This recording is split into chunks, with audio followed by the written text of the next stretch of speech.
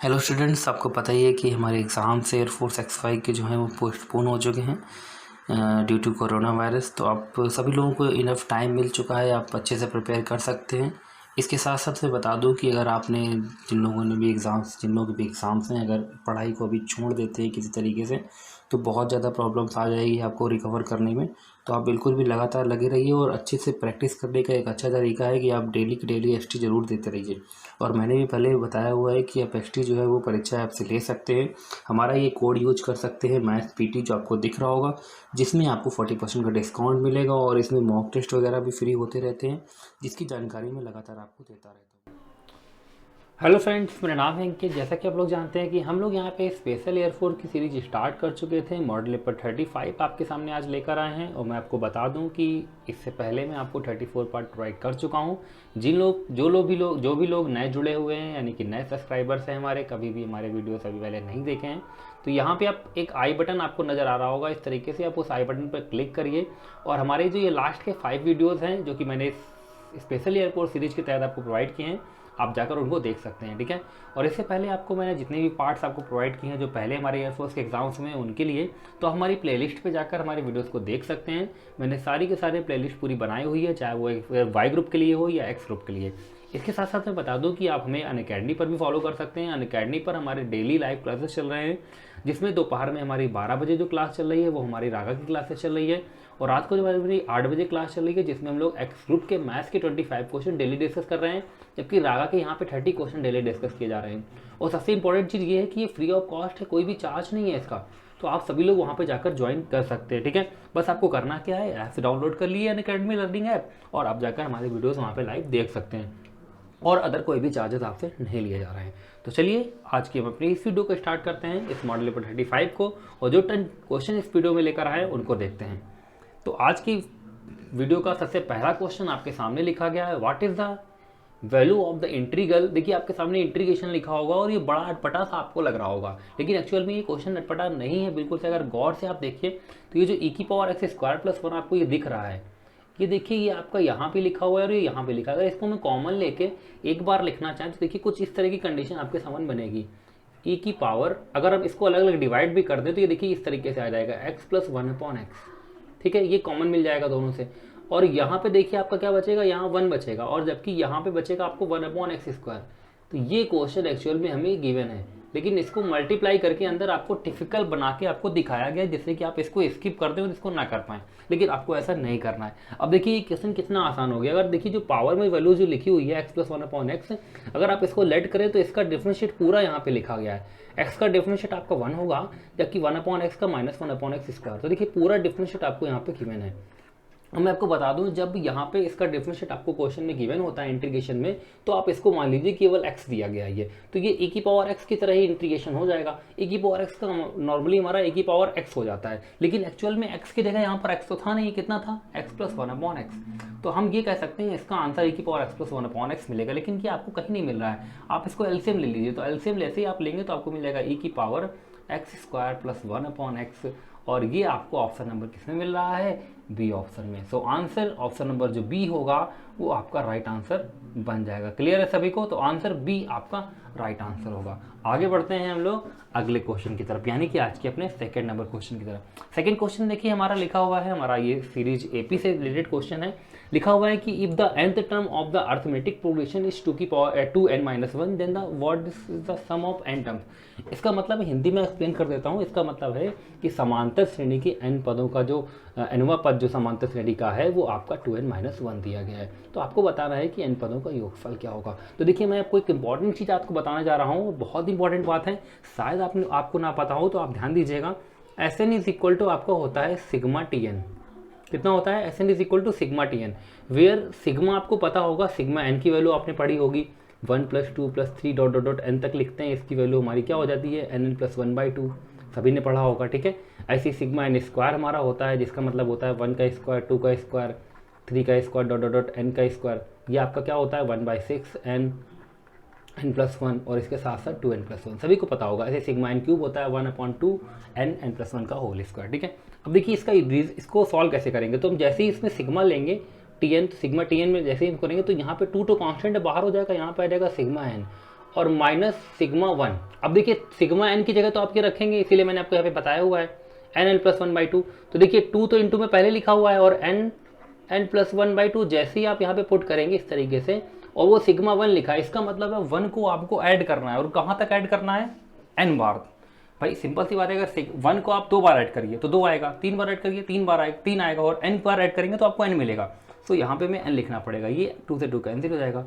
जैसे ही मल्टीप्लाई करेंगे देखिए n स्क्वायर प्लस n बनेगा, और ये माइनस n है, दोनों कैंसिल हो जाएंगे, तो आपको मिल जाएगा n स्क्वायर। तो आंसर यहाँ पे आपको बन जाएगा ऑप्शन नंबर ए। तो क्वेश्चन नंबर जो हमारा सेकेंड था उसका आंसर ऑप्शन नंबर आपका ए होगा, ठीक है, n स्क्वायर। चलिए आगे बढ़ते हैं नेक्स्ट क्वेश्चन की तरफ। ये हमारा क्वेश्चन नंबर थर्ड है, जिसमें एक क्वाड्रेटिक क्वेश्चन दी गई है और हमें इससे बतानी है मिनिमम वैल्यू, ठीक है। कैसे करना है चलिए देखते हैं। देखिए कभी भी आपको अगर एक क्वाड्रेटिक क्वेश्चन दे दी जाए इस फॉर्म में ax square plus bx plus c, ठीक है, तो इसकी जो मिनिमम वैल्यू होती है, इसकी मिनिमम वैल्यू बहुत आसान है निकालना। मिनिमम वैल्यू इसकी होती है c माइनस का बी स्क्वायर अपॉन 4a, ठीक है। बस ध्यान रखिए, इतना आपको याद रखना है, c is equal to b square minus 4a, ठीक है। तो देखिए c कितना है यहाँ पे, c आपको 5 दिया गया है, 5 लिख दीजिए। बी स्क्वायर, बी की जगह देखिए माइनस का 3 है, 3 का स्क्वायर करेंगे 9 आएगा, अपॉन में 4a, तो 4a की वैल्यू कितनी दी गई है, a की वैल्यू 2 है, तो रख दीजिए यहाँ पे। तो 5 माइनस 9 अपॉन 8 आ जाएगा। ये देखिए कितना आ जाएगा यहाँ पे, अगर इसको हम सॉल्व करें तो 8 5 जो 40 हो जाएगा, 40 माइनस 9 डिवाइड बाई 8। तो अब इसको सॉल्व करेंगे तो आपको मिल जाएगा 31 अपॉन 8। यही इसकी मिनिमम वैल्यू। ध्यान रखिएगा अगर आपको मिनिमम वैल्यू निकालनी हो या मैक्सिमम वैल्यू निकालनी हो, दोनों ही केसेस में आप इस फॉर्मूले का यूज कर सकते हैं, आंसर आपका कभी भी गलत नहीं होगा। क्लियर है? ये हमें आप पे विश्वास करना होगा आपको हम पे, ठीक है। चलिए आगे बढ़ते हैं। ये रहा नेक्स्ट क्वेश्चन। देखिए लिखा हुआ है what is the period of the function. Hindi में मैं इसको एक्सप्लेन करूं तो आपसे कहा गया व्हाट इज द, आपको बताना है कि जो फंक्शन दिया गया है इसका आवर्तकाल क्या है। आवर्तकाल क्या होता है? एक ऐसा टाइम जिस पर वो जो फंक्शन होता है वो अपनी वैल्यूज को रिपीट कर देता है, दैट इज पीरियड। जैसे कि अगर हम बात करें, आपको पता होगा मैंने पहले भी बताया हुआ है कि कभी हमसे पूछा जाए कि sin x का आवर्तकाल कितना है, तो ये हमेशा 2π होता है। ऐसे अगर आपसे कहा जाए cos x की वैल्यू, cos x का कितना होता है, तो cos x का भी 2π होता है। और आपसे अगर कह दिया जाए कि tan x का आवर्तकाल क्या है, तो tan x का आवर्तकाल आपका पाई होता है, ठीक है। ये तो जनरली चीजें हो गई, लेकिन इसमें अगर थोड़ा सा चेंज कर दिया जाए, जैसे आपसे ये कह दे कि ये बताइए कि sin ax का आवर्तकाल कितना है, तो आप क्या करेंगे, 2π में इस a से डिवाइड कर देंगे। अगर हम cos x का पूछेंगे तो भी आप यही करेंगे, ठीक है। अगर हम आपसे पूछ लेंगे tan ax का, तो भी आप समझ गए होंगे कि इस a का हमें पाई में डिवाइड कर देना है, ठीक है। तो अब अगर हम यहाँ पे इसका आवर्तकाल निकालना चाहें sin 4x का, तो आप क्या करेंगे, इस 2π तो होता ही होता है, लेकिन इसमें 4 कांस्टेंट है तो 4 से डिवाइड कर दिया जाएगा। सिमिलरली यहाँ पे जो tan 2x लिखा है इसका क्या होगा, पाई tan x का होता है, और क्योंकि 2 है तो 2 से डिवाइड करना पड़ेगा। अब आप ये सोच रहे होंगे कि इसको 2 से कैंसिल करते हैं तो यहाँ भी आपको π/2 मिल जाएगा और आपको यहाँ पे भी π/2 मिल जाएगा। अब इन दोनों को जोड़ के आप आंसर सोचेंगे पाई में लगा दूं, तो आंसर अगर आपने पाई लगा दिया तो आंसर आपका गलत हो जाएगा, क्योंकि जब भी इस तरह के केसेस दिए जाते हैं आपको मतलब दो फंक्शन ऐड करके दे दिए जाएंगे और आपसे कह दिया जाए कि इसका पीरियड क्या है, तो अगर आपने इनको ऐड कर दिया तो आपका आंसर रॉन्ग हो जाएगा। आपको करना कैसे होगा, तो आपको क्या करना होगा, ऐसे केस में इनका एलसीएम लेना होगा। ध्यान रखिएगा कभी भी बीच में प्लस लगा हो या माइनस लगा हो तो आपको आवर्तकाल निकालना हो तो इस π/2 और इस π/2 का एलसीएम ले लीजिएगा, ठीक है। और दो सेम नंबर है, जो सेम नंबर का एलसीएम लोगे तो वही नंबर आ जाएगा, यानी कि इसका जो एलसीएम होगा वो आपका π/2 ही होगा, ओके। तो इसका मतलब है आंसर आपका बन जाएगा π/2। तो π/2 इस क्वेश्चन का आपका राइट आंसर होगा। क्लियर है? तो इस क्वेश्चन का आंसर ऑप्शन नंबर सी आपका π/2 होगा। ध्यान रखिएगा इसको हमें ऐड नहीं करना है, अगर आप इसको ऐड कर लेंगे तो आपका आंसर रॉन्ग हो जाएगा। जनरली बच्चे क्या करते हैं, अगर उनको ये चीज़ें पता भी है तो इसको ऐड कर देंगे तो आंसर बी लगाएंगे, जो कि रॉन्ग आंसर होगा। आपको क्या करना होगा, इनका एलसीएम लेना होगा। क्लियर है? चलिए अगला क्वेश्चन देखते हैं। ये रहा हमारा नेक्स्ट क्वेश्चन। लिखा हुआ है integration x sec x² dx is equal to, कैसे करना है इसको चलिए देखते हैं। देखिए ये जो हमारा ये x² लिखा हुआ है, अगर इसको हम लेट करें तो इसका डिफरेंशिएट हमें क्वेश्चन में मिलना चाहिए। तो x² का डिफरेंशिएट बच्चे जानते हैं 2x होता है, बस हमें यहाँ पे 2x नहीं दिया गया, हमको दिया गया है x। तो हम क्या करेंगे, 2x बनाएंगे। तो दो हम लोग मल्टीप्लाई कर लेते हैं, पहले तो 1/2 हम बाहर कर लेते हैं और यहाँ पे 2 को अंदर लिख देते हैं। तो 2 और इंटू में x और ये sec x²। अब देखिए मैंने पहले भी थोड़ी देर पहले आपको सबसे पहले क्वेश्चन में बताया था कि कभी भी अगर आपको जो भी लेट करेंगे उसका डिफरेंशिएट आपको मिल जाए तो आप उसको भूल जाइए डिफरेंशिएट को, तो और सीधे ये जो x² था इसको x मान लीजिए। तो अब मान लीजिए क्वेश्चन था sec x का इंटीग्रेशन, और sec x का इंटीग्रेशन आपका होता है log sec x, लेकिन x की जगह क्या है x²। log sec x plus 10x और x की जगह फिर से x स्क्वायर, ओके, और प्लस का कांस्टेंट सी, लेकिन इनटू में देखिए 1/2 स्टार्टिंग में लिखा था, वो आएगा ही आएगा। ये कहाँ दिया गया है? ऑप्शन नंबर ए में। तो देख सकते हैं आपको इतना जो क्वेश्चन था जिसको हम लोग टी मानकर अभी तक करते थे, अगर थोड़ा सा आप टाइम, थोड़ा सा समय देंगे और थोड़ा सा समझने की कोशिश करेंगे तो आप 1 लाइन में ओरली इस क्वेश्चन का आंसर कर पाएंगे, ठीक है। So answer is option number A. आगे बढ़ते हैं अगले क्वेश्चन की तरफ। ये रहा हमारा नेक्स्ट क्वेश्चन जो कि मैट्रिक्स से लिया गया है। लिखा हुआ है if A 3x3 skew symmetric. मैं एक बार बता देता हूँ हिंदी मीडियम वाले स्टूडेंट्स को कि स्क्यू सिमेट्रिक मैट्रिक्स होती क्या है। देखिए इसका मतलब होता है विषम सममित आव्यूह। मैंने बताया हुआ है, एक्सप्लेन किया हुआ है, पूरा एक्सप्लेन किया है मैंने अपने वीडियोस में, विषम सममित आव्यूह, ठीक है। अब ये आव्यूह क्या होती है? एक ऐसी मैट्रिक्स जिसका ट्रांसपोज निकाला जाता है तो वो उस मैट्रिक्स के -1 के इक्वल हो जाए, उसे कहते हैं विषम सममित आव्यूह।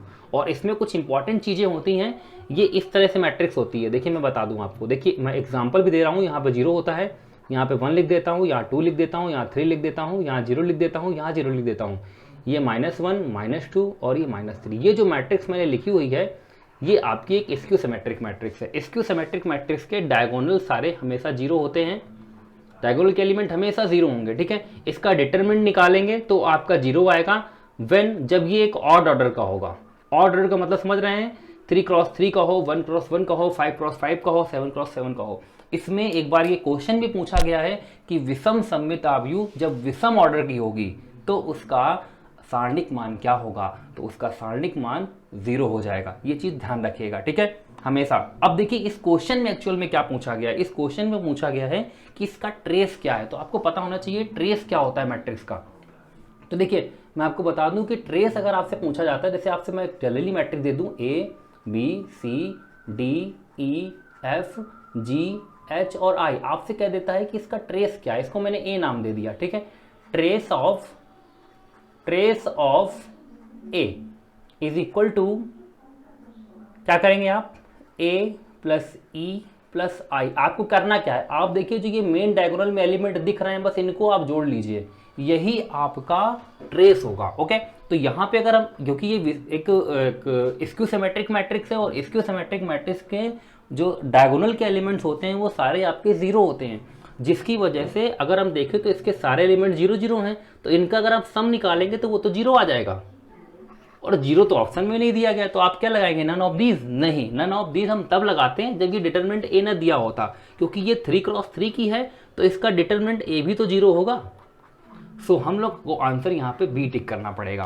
क्यों? क्योंकि इसका डिटरमिनेंट ए भी 0 है और डायगोनल का जो सम आ रहा है वो भी 0 आ रहा है, और इसी को हम लोग ट्रेस बोलते हैं। तो आंसर इसका बी करेक्ट होगा। तो देख सकते हैं एक क्वेश्चन में मैंने कई कॉन्सेप्ट क्लियर किए हैं। मैं एक बार इनको रिपीट कर रहा हूँ कि विषम सममित आव्यूह जब विषम ऑर्डर की होती है तो उसका मान 0 होता है, उसका डिटरमिनेंट 0 होता है, ठीक है। इसके साथ साथ अगर उसका ट्रेस निकालना हो तो ट्रेस भी आपका 0 आएगा, और अगर ट्रेस किसी भी मैट्रिक्स का निकालना हो तो उसके जो मेन डायगोनल के एलिमेंट्स होंगे, जैसा कि आपको मैंने यहाँ पे दिखाया हुआ है, वो उनका जोड़ लिया जाएगा उनको, ओके। चलिए आगे बढ़ते हैं नेक्स्ट क्वेश्चन की तरफ। ये रहा हमारा नेक्स्ट क्वेश्चन जो कि हमारा डिफरेंशिएशन से करना है इसको, और ये हमारा 2 बार डिफरेंशिएट करना है। सबसे पहले तो हमें निकालना पड़ेगा यहाँ पे dy/dx, ठीक है। तो dy/dx देखिए कैसे निकालेंगे। हमें ऊपर लिखना पड़ेगा dy/dt निकालकर, और नीचे लिखना पड़ेगा dx/dt, ठीक है। तो dy/dt यानी कि y के रिस्पेक्ट में, t के रिस्पेक्ट में करेंगे y का, तो यहाँ पे आ जाएगा इसका 3t², ठीक है। अपॉन में dx/dt मतलब इसका दोबारा करेंगे 2t आ जाएगा, t से t कट जाएगा तो dy/dx आ जाएगा 3t/2, ओके। इसका दोबारा डिफरेंशिएट करेंगे विद रिस्पेक्ट टू x, तो d2/dx2, ठीक है। और यहाँ पे आ जाएगा 3/2, t का करेंगे तो dt/dx। देखिए यहाँ पे बहुत लोग गलतियाँ क्या करते हैं, यहाँ पे t का आप 0 कर देते हैं, कहते हैं वो कांस्टेंट टर्म है। बिल्कुल नहीं कांस्टेंट है। कांस्टेंट ये तब होता जब ये x के इक्वल में ना दिया होता। तो हमें यहाँ पे dt/dx की वैल्यू यहाँ से फाइंड आउट करनी पड़ेगी, क्योंकि यहाँ पे हम लोग dx/dt अगर निकाल रहे थे अभी तक, तो ये आपको मिल रहा था कितना? 2t। अब इसको पलट के आपको यहाँ पे लिखना पड़ेगा, तो 3/2 रेसिप्रोकल करके तो 1/2t। तो आप समझ गए होंगे कि आपका आंसर बनेगा क्या? आपका आंसर बनेगा 3/4t। सो आपको आंसर नंबर में दिया गया है सी में, ठीक है। तो इसका आंसर सी ऑप्शन हो जाएगा। क्लियर है? चलिए अगला क्वेश्चन देखते हैं। ये रहा हमारा नेक्स्ट क्वेश्चन जो कि प्रोबेबिलिटी से लिया गया है। इसको देखते हैं। देखिए मैंने इसको दोनों लैंग्वेज में लिखा है जिससे कि बच्चे अच्छी तरीके से इसको समझ पाएं। लिखा हुआ है कि अ बॉक्स कंटेन्स 3 वाइट बॉल्स। एक देखिए बॉक्स है हमारे पास, ये बॉक्स में बना लेता हूँ एक, जिसमें मैं 3 वाइट बॉल्स ले लेता हूँ। इसके साथ साथ आपको 2 ब्लैक बॉल्स दे लेता हूँ। 2 balls are draw at random one after the other if the balls are not replaced, यानी कि जो बॉल मैं निकाल रहा हूँ उसको दोबारा मैं रख नहीं रहा हूँ। What is the probability that the both balls are black, दोनों बॉल्स के ब्लैक काले होने की प्रोबेबिलिटी क्या होगी। तो देखिए अगर मैं प्रोबेबिलिटी इसकी फाइंड आउट करूँ PE, तो आपसे बोला गया है कि दोनों बॉल ब्लैक होनी चाहिए और 2 आपको निकालनी है। तो ब्लैक बॉल है कितनी इसमें 2, तो 2 की दोनों निकालेंगे ना, तो उसको आप क्या लिखेंगे 2C2। अब NS की बात करें तो NS तो ओवरऑल थैले से बॉल निकाली जाएगी, तो थैले में बॉल कितनी है 5, तो इसको हमें 5C2 लिखना पड़ेगा। तो 2C2 को हम लोग क्या लिखेंगे 2 × 1 और 5C2 को 5 × 4।